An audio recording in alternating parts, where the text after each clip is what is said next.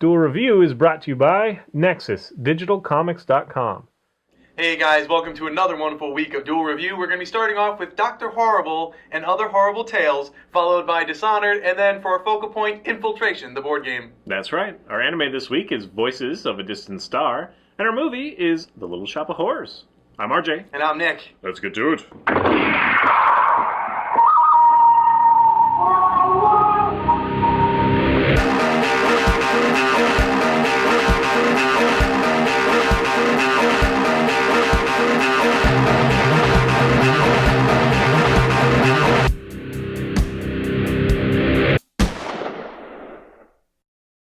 Today is October the 15th, and we're taking a look at Dr. Horrible and Other Horrible Stories. That's right, and it came out in 2010, and it was published by Dark Horse Comics, which is funny because the main villain in Evil League of Evil is Bad Horse. It came out in 2010, and it was written by Zach. It's got a faux dust cover fold-out thing, which is weird. I like that. I think it's fun. It adds a little flavor to it. But anyway, so the stories are more or less filler and more in-depth on the characters. The first one being Captain Hammer and his view on the world. And I know that you like this Captain Hammer more than you like the one in... Yeah, I think I like the comic overall more, and it's mostly because Captain Hammer is much more humorous to me than in the film. And don't get me wrong, he's funny in the film, but and I have nothing against Nathan playing him, Nathan Fillion, but I don't know, he comes across as funnier and dopier and all those good things here. So I really enjoyed it. Oh, good. One of the funny things that he does is he talks about, geeks, like geeks and goths, and he's like, if you see these people, you have to report them because eventually they could be supervillains, which is just silly, but that's his view on the world. Yeah. Is there anything else that you want to say about that story specifically? No, it's just really solid and a lot of fun. Yep, and I love the art, by the way. There's, I think, 6 or 7 different artists, and they all do a great job. No, I think it's 5 or 6 artists, and they all do a great job. The second one is Moist's origin story, how he becomes Moist, and I really like this one because Moist in the movie was kind of, I don't know, I didn't really understand him. It was just a side character, just kind of a throwaway thing. Maybe they didn't have a huge backstory for him at that point, But this does a pretty good job of explaining, why he's so moist, how he's been treated because of it. It's just really funny because it's like... Yeah, it's a little trite. I mean, it's a little... I saw that coming, maybe. I don't know, but it is funny, yeah. Yeah. So, it just digs deeper into who Moist is, and I like that. And, this really does a good job of filling in the characters. Following that, I believe, is Penny's birthday. And this one I like the least because it really doesn't... It doesn't... dig deeper into who she is. She's helpful. Yeah, we got that from the movie. I wanted to know more about her, but this just says she's willing to sacrifice everything that she has for people who need it rather than keep it for herself. And yeah, that's a fun story, but... I mean, I honestly think the same could be said for the first story, Captain Hammer. It's just that one's so fun. Yeah. Because it really can. I mean, Moist, we get a little more backstory, and Dr. Horrible, we get a little more backstory, but the other two, we don't. So I think your reaction is just... It's unremarkable. There's nothing that stands out about it. But I didn't think it was bad. I mean, whatever. I wish that there was a little bit more to the book, and so maybe if they had put another story in or replaced this one. But, it gives her kind of an awkward first date, so you get in her head a little bit more, and it's not just because she's like a good for everybody, kind of help the homeless and yada yada, that she doesn't get dates. There's also, like, she's just very awkward. And, you kind of glean that from the film, but it just goes a little more in depth, and I have no problem with it. It is very short. Yes, yes. And it just kind of reestablishes, it also does a good job of reestablishing what's in the film, in case you forgot or didn't see it. So it's kind of essential if you think of it that way, maybe. Right. I'm not a huge fan of the ending, where she's like, oh, Billy finally talked to me, or, it's just, it kind of, the whole point of the movie was, he was enthralled with her, but she really didn't notice him. Turns out she's been noticing him all along, and it's like, I don't know. I have no problem with that. That's what people do, man. Yeah, that's true.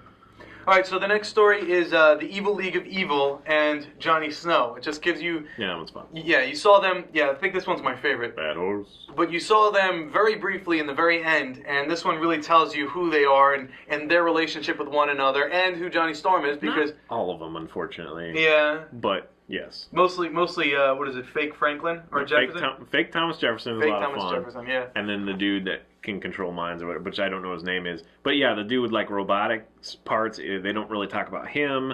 They just loosely go. So again, I wish there was a little bit more, but hopefully we'll get to that. But it was a lot of fun. Yeah, Yes. It's a lot of fun. Great art. Sorry. Fun, playful art. And it also brings more on to Johnny Snow. Johnny Snow was mentioned twice in the movie. He was the self-proclaimed nemesis to Dr. Horrible, saying that he's a good guy, but he's also, said that he created this snow beam or a freeze ray or snow. I don't know what it was. In any case, so we didn't know if he was a good guy or a bad guy. It turns out that he was trying to be a good guy, but something happened, and now everyone thinks he's a villain. So that's kind of fun. Right. What is it? James Flames. James Just like Flames. this overweight, like whatever dude. He comes to save the day as well, and he's the one that gets all the praise. Well, yeah, Johnny Snow is seen as a bad guy because of his. And he freezes. And he freezes like the water supply or something like that, right? Yeah. It's like, that's so villainous. Yeah, it's so villainous for short term, Yeah. It's just a lot of fun. Right. And then the final story is the one, Dr. Horrible. It's all about him and his origin story and, why he does the things he does. And this one was the lengthiest and probably the best because you really get to know who the character is, why he likes the people that he likes, and all that other fun stuff. Turns out he's just a geek who knew that. Everyone knew that. But this one was probably the most fun. So yeah, the reason I brought this up was because the new movies propose it, and I'm really hoping for more. And hopefully we can see more comics, because the comics do a great job of filling in who the characters are. They're well written, and I would love to see Zach Whedon write some more of them.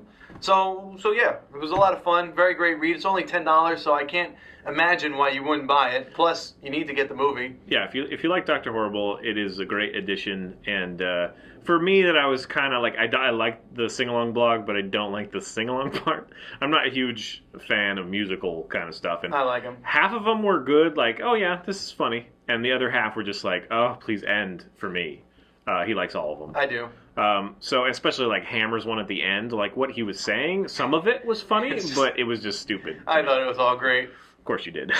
You always do. Anyway, before I forget, you brought up, Zach Whedon, and there's this funny little introduction of the Whedon siblings kind of arguing on who gets to write it, who has to write it, and what they would say about Zach, and we just tell him he's an ass or a dick, and no, he's sensitive, we can't do that, whatever. It's just kind of fun. It's like a fun introduction, an odd introduction. So yeah, I'd say it's well worth it as well. I would like to see more, just because again, Captain Hammer to me is funnier, even funnier in the book. Yeah, I didn't really like his character in the sing-along blog. I thought it was kind of stupid. Like, I don't know, I don't think it was done as well as Dr. Horrible was done. He did it perfectly. I'm not a huge, Neil Patrick Harris fan, but he did superb in that. Yes, it's really funny. And what's her name is okay. Felicia Day. Yeah, she was okay, but I like her. Anyway, I am very much looking forward. I mean, do you have any, idea of the story or anything in the second one? In the second film? No, I've only pieced together some things, but nothing that really solidifies and the story. And I assume Joss is not attached. He's got on to bigger and better things, right? I don't know that. I think he might be. That'd be fun. That'd be cool. Anyway. All right, guys. Well, I guess that's it. Go check it out. So please subscribe on our YouTube channel, /Duel Review. Check out our great playlists. Game Lab's been a lot of fun. Moonflower and Foever are great. Thank you. And please leave comments. We love comments. And you can help support us in our new digs by buying our wares at spiderwolf.com. Please. T-shirts, card games, art print, short stories, and more to come. We are definitely working on some Kickstarters, so look forward to that. All right, guys. See ya. Oh, shot right over it. I felt it. Yeah, it was. 'Twas but an apple to be plucked and thrown away because I hate apples. What? No. How can you hate apples? I like some apples. I hate like Red Delicious and stuff. It's like red crappy mealy. Not delicious. Thing.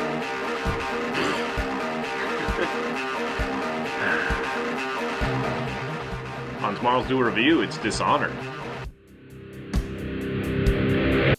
Oh, hello everybody.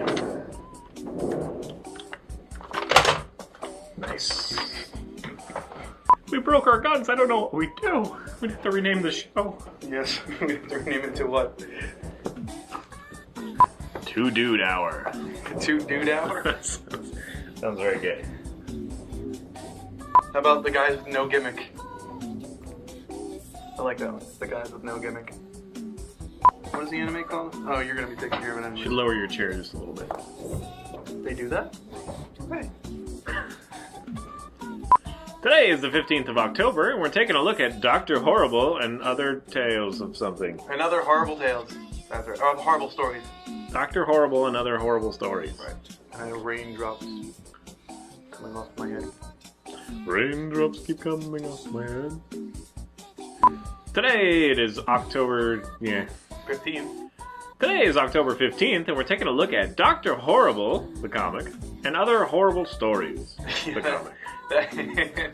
That's right. It's a filler. It's a horrible name. That's right. It's filler for the. Right. It would have been fine, but freaking rain made me all soggy. Rain stupid, or you stupid for letting it hit you while you walk normally, doing things you need to do. Think about it. Think about it. Just wear absorbent, hair. Wear absorbent hair. And shirts, why not? Strap sponges, juice out. Whatever. Somebody's vibrating me. It's not me. Today is October the 15th, and we're taking a look at Dr. Horrible and Other Horrible Stories. That's right, sorry. I thought we were doing the intro again, I'm sorry. I don't know why, because I told myself we weren't. So sorry. Today is October the 15th, and we're taking a look at Dr. Horrible and Other Horrible Stories. That's right, and it's written by Zach Whedon, Joss's brother. And, sorry, from Dark Horse. Thank you. So this little comic book follows 5 different stories. The first one is Captain Hammer and his view on the world. And it's actually pretty fun, and I know that you like this Dr. Horrible versus the Dr. Horrible. This Captain Hammer versus Duel. I just want to keep saying Dr. Hammer. I want to keep saying Dr. Hammer. Horrible Hammer.